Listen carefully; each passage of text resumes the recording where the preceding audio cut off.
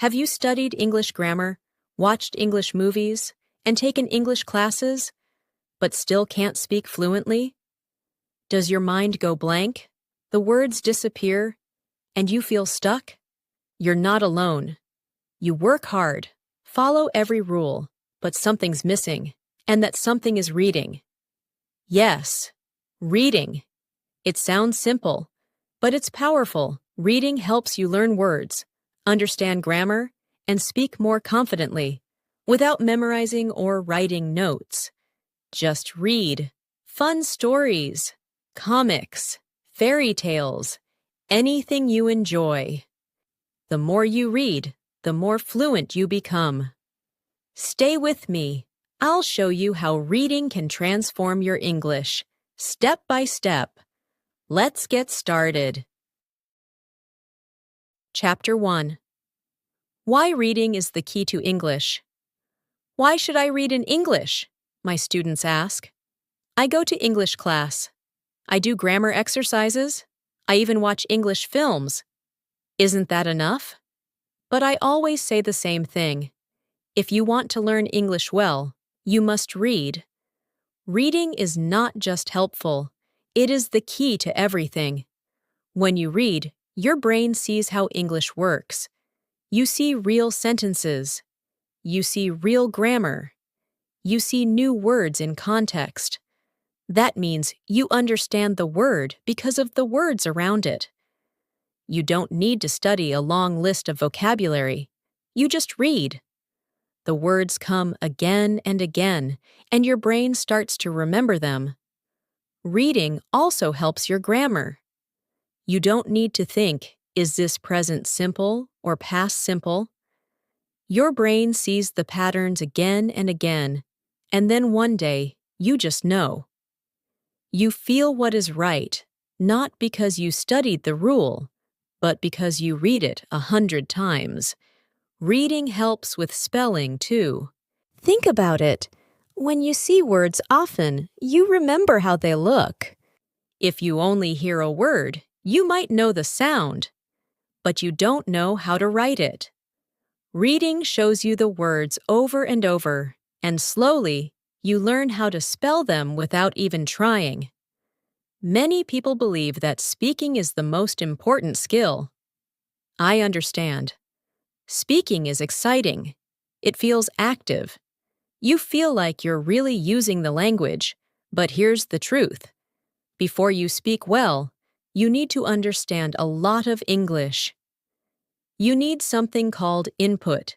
That means you need to hear and read a lot of English before you can speak it easily. Think about a baby.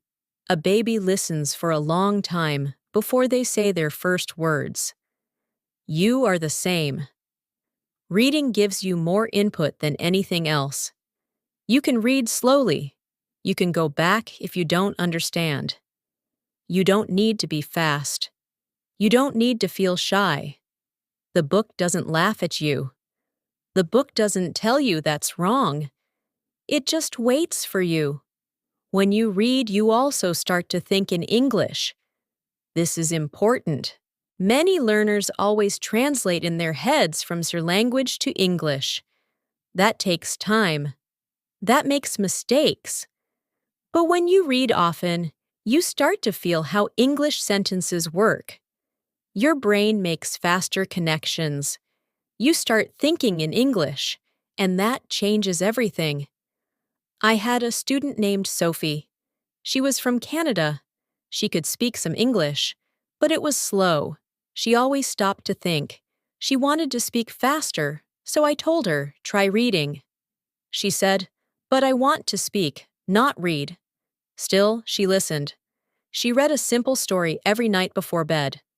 After 2 months, she came to class and spoke faster with better grammar. She didn't study any grammar. She just read. So, yes, reading works. Not just for me, not just for one student. It works for everyone who tries it. If you want to improve your vocabulary, grammar, spelling, writing, and even speaking, start reading. You don't have to read a lot. Even 10 minutes a day is enough, but make it a habit. Make it part of your life. Reading is not something extra. It is not something nice to do. It is the foundation, the base of learning English. It is the first step toward thinking, writing, and speaking better English. Now you know why reading is the key. In the next chapter, I'll show you how reading works in your brain and why it helps you learn faster than you think. Chapter 2. What happens in your brain when you read? So now you know? Reading is important. But maybe you're still asking, how does reading help me learn English? What happens inside my brain when I read in English? The answer is simple and amazing. When you read, your brain is doing many things at the same time. You are looking at words. You are thinking about the meaning. You are hearing the sentence in your mind, even if you are reading silently. And slowly, your brain starts to understand how English works all by itself. Let me explain. When you do grammar exercises, you try to remember rules. You think, this is the past tense. This is the present perfect. I need to put have before the verb. That's okay, but it's hard. You use your short-term memory, and short-term memory is not strong. You forget things quickly. But when you read a story, you see the same grammar again and again. You are not thinking about the rule. You are just enjoying the story, but your brain is noticing. It sees the same grammar many times in many different ways. This is called natural grammar learning. You don't study it, you feel it. Your brain also starts to remember new words, not just the meaning, but also the spelling, the sound, and the way it is used. When you see a word in one sentence, your brain might not remember it. But when you see it in 10 different stories, your brain says, I know this word now. That's called long-term memory. That is how real learning happens. Many people use flashcards. Flashcards can help, but they are not the best way to remember words. Why? Because flashcards are just one word at a time. Your brain doesn't see the word in a sentence. It doesn't feel the meaning. It's not fun. It's just work. But when you read a story, you learn words in real sentences. You learn how native speakers use them. You learn the emotion of the word. You learn the word with context, and that's how your brain remembers it. Your brain also loves patterns. That means it likes when things happen again and again. When you read stories, the grammar and words repeat. The sentences are similar. Your brain sees the same structure in many different ways. Slowly, without thinking, your brain learns the pattern. For example, let's say you read this sentence. She didn't go to the party. Maybe later you read, he didn't eat his lunch. And later again, they didn't finish the homework.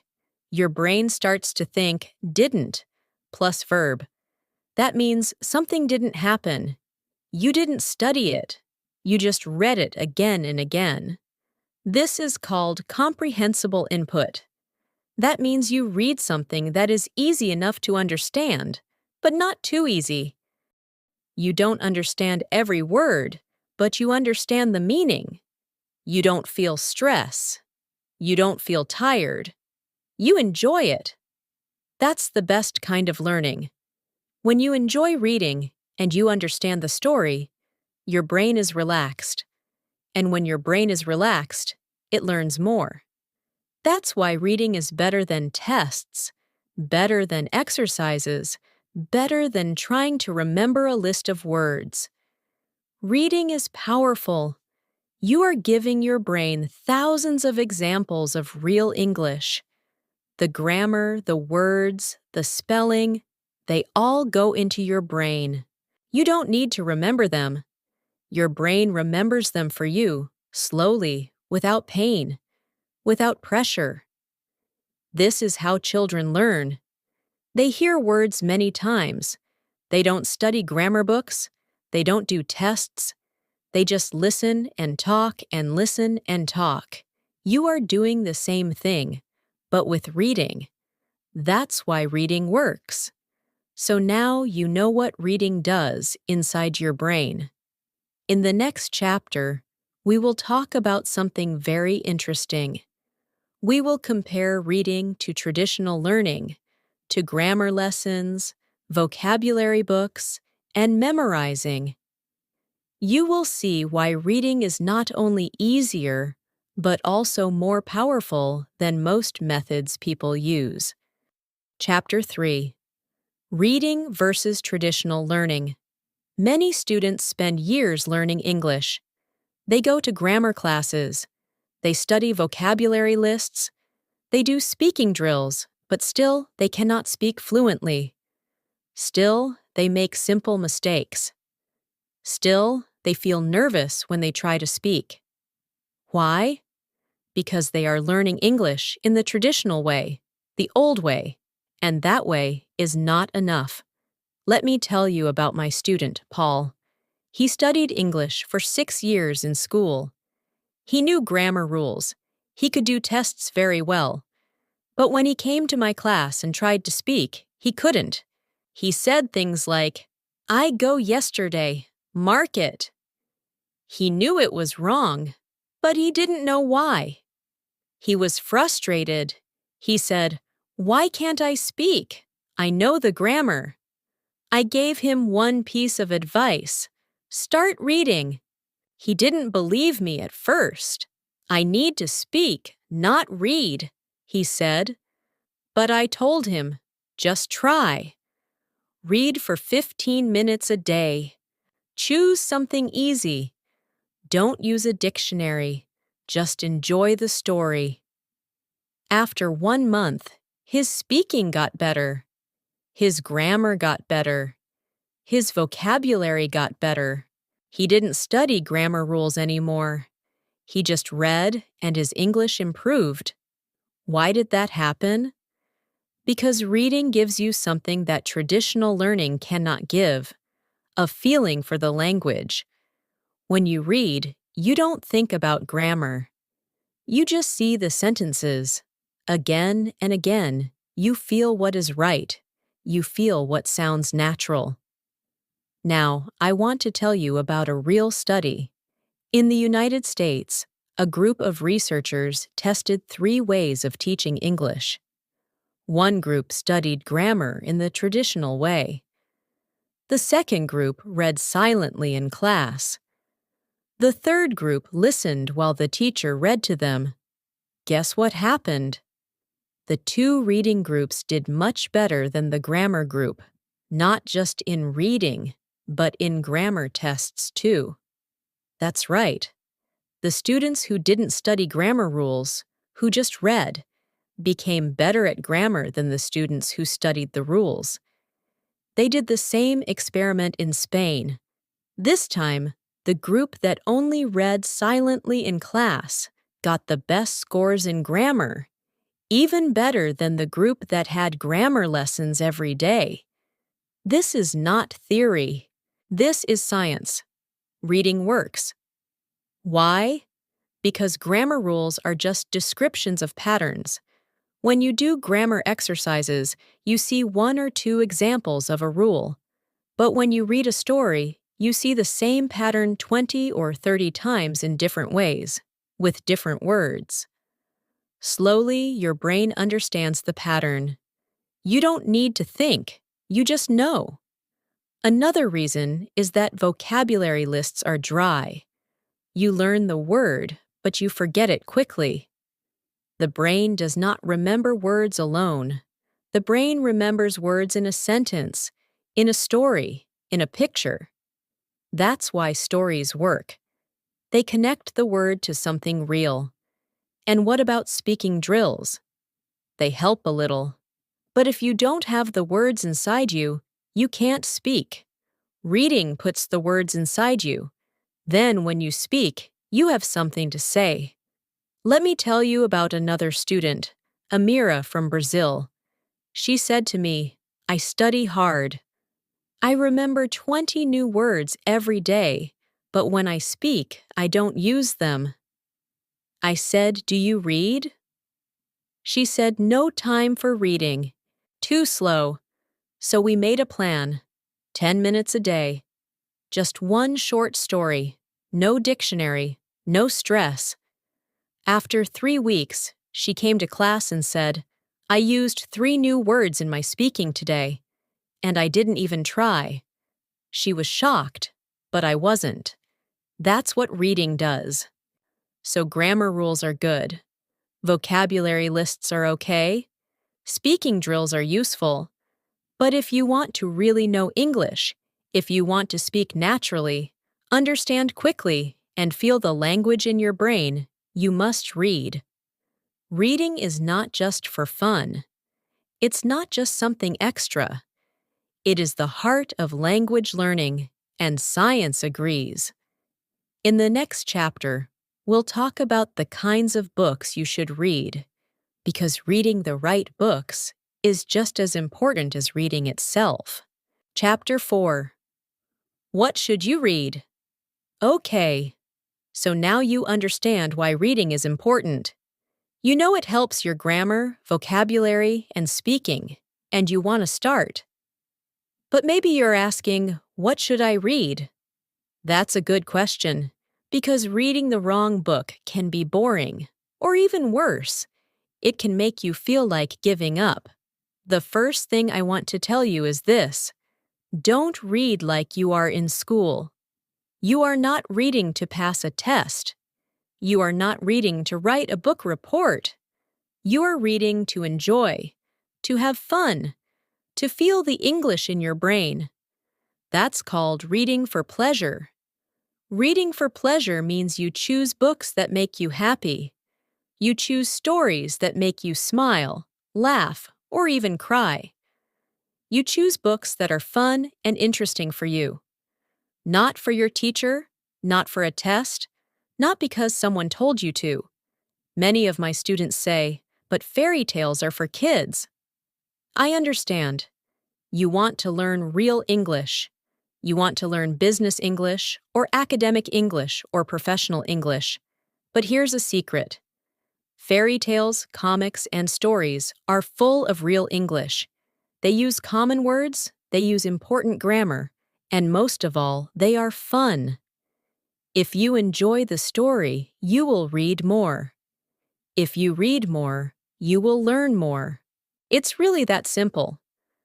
So what kinds of books are good for beginners? First, graded readers. These are books written for English learners. They come in different levels: A1, A2, B2, and so on.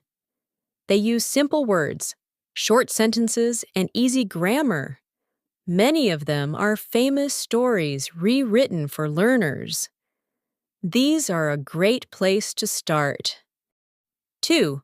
Fairy tales. Yes, fairy tales. You already know many of them in your language. That helps a lot. When you know the story, it's easier to follow the English, and the language is useful. It's the kind of English we use every day. 3. Comics. Comics are great. They are short, they have pictures, they are fun, and they use a lot of spoken English, the kind of language you hear in real life. You can learn jokes, slang, and common phrases. 4th, short stories. Short stories are perfect because they are not too long. You can finish one in a day or two. You feel good when you finish something. That gives you motivation to keep going. Now, let's talk about something very important. How do you know if a book is right for you? There is a simple rule. It's called the 98% rule.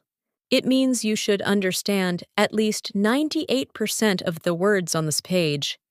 That means almost every word, maybe only 1 or 2 new words per page. Not 1 or 2 new words per sentence. That's too much.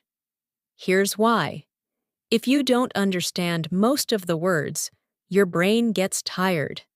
You stop enjoying the story. You pick up your dictionary every minute. That's not fun. And when it's not fun, you stop reading. But if you understand 98%, you can guess the new words. You follow the story. You learn the words naturally. You enjoy the reading. And most important, you keep going.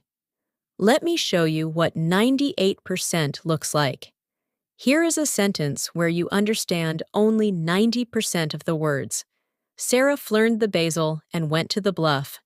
It was a very storm day. That's confusing, right? Too many strange words. Now here is 98%. Sarah opened the window and went to the park. It was a very warm day. Much better. Even if you don't know the word warm, you understand the sentence. That's why 98% is important. So if a book is too hard, stop reading. Don't feel bad. Just find something easier. You are not a bad student. You are a smart learner. You know what your brain needs. You want to enjoy English. That's the goal. Sometimes students think, but easy books are not real learning. That's not true. Easy books are the best learning. When something is too hard, you don't learn. When something is just right, your brain relaxes and learns fast. So choose a book that feels easy. If it's interesting and fun, that's even better. If it makes you smile, laugh, or want to keep reading, that's the perfect book. Let me know in the comments. Which book will you read first? I read every comment and would love to help you on your journey. Happy reading and happy learning.